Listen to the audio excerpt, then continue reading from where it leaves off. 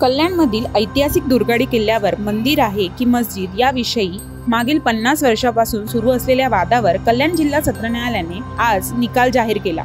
या निकालानुसार दुर्गाडी किल्ल्यावर मंदिरच असल्याचा शासनाचा निर्णय आज मान्य करण्यात आला।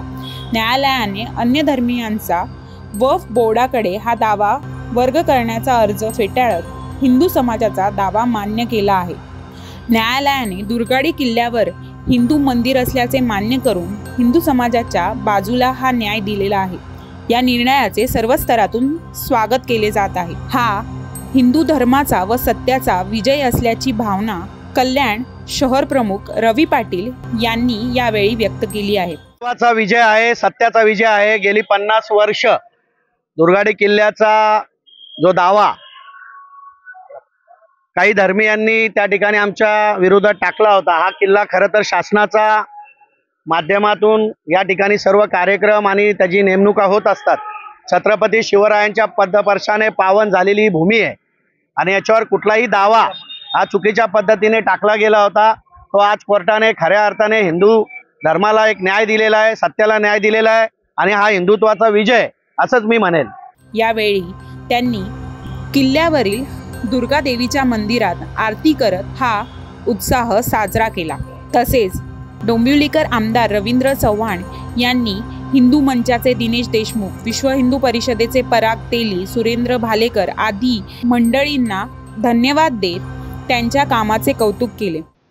कल्याण डोंबिवली असेल किंवा ठाणे जिल्ह्यातील असणाऱ्या आम्हा सर्वांना तिथे बाल्यावस्थेपासून आपली सर्वांची जी आस्था होती, या आस्थेचं जे स्थान होतं ते आज पुन्हा एकदा त्या निर्णयामुळे ते मंदिरच आहे म्हणून न्यायालयाने जे घोषित केलं त्याबद्दल मी न्यायालयाचं खूप खूप धन्यवाद देतो। आणि यामध्ये मी फक्त शासनाला एवढंच विनंती करणार आहे की आज झालेल्या निर्णयाची येणाऱ्या काळामध्ये योग्य प्रकारे अंमलबजावणी करणं ही गरजेची असते, ती शासनाने सुद्धा करणं हे अपेक्षित आहे। मी आदरणीय महाराष्ट्र राज्याचे मुख्यमंत्री माजी मुख्यमंत्री एकनाथराव शिंदेजी यांनी असेल, स्वर्गीय विजय साहेब असतील, त्याचबरोबर सर्व हिंदू संघटना असतील की ज्यांनी यामध्ये घेतलेली प्रचंड मेहनत, यामुळे ते सहजपणे शक्य झालं। यावेळी आमदार चव्हाण म्हणाले, स्वर्गीय धर्मवीर आनंद दिघे, दिनेश देशमुख, सुरेंद्र भालेकर, पराग तेली, गोपाळ लांडगे यांच्या अथक प्रयत्नांना लाभलेले हे यश आहे। महाराष्ट्र शासन व सरकारी वकील, हिंदू संघटना आणि हिंदू मंचाच्या वतीने 1976 पासून सातत्याने करण्यात आलेल्या अथक संघर्षाचे हे फळ आहे।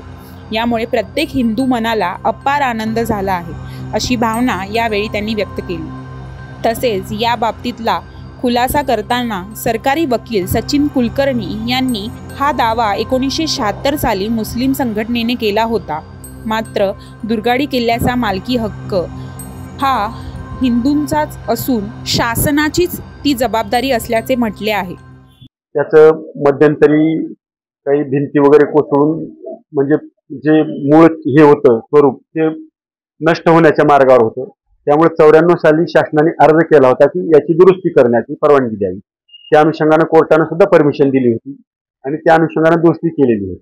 आताही त्याचा किल्ल्याचा काही भाग कोसळण्याची शक्यता आहे आणि परत जे मूळ वास्तू आहे, जी जुनी पुरातन शिवकालीन काळापासूनची जी वास्तू आहे तिचं अस्तित्वच नष्ट होण्याची शक्यता आहे।